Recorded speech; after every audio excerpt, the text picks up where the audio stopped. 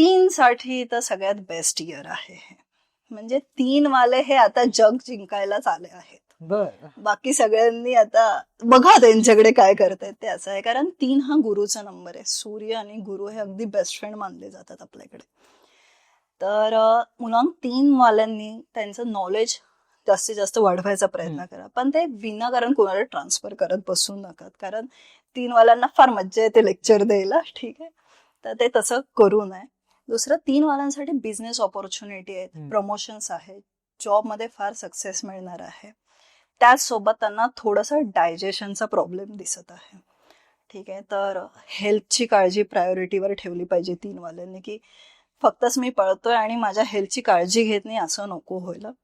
दुसरी त्यांच्यासाठी एक बेसिक रेमेडी म्हणजे आंघोळीच्या पाण्यात रोज हळद टाकायची आणि रोज केशरचा गंध लावायचा. हे 3 वाल्यांसाठी.